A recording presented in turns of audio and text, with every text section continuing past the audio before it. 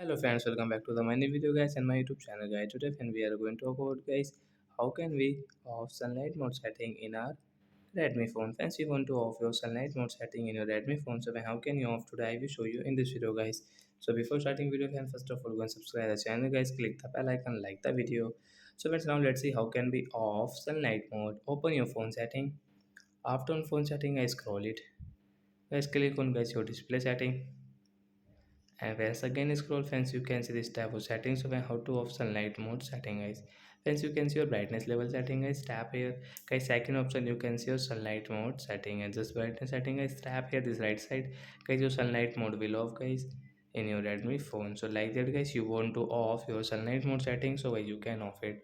So that's it guys. Thanks for watching the video guys. We will meet on the next video with new topic. Before going, please go and like the video, subscribe the channel. Bye bye friends.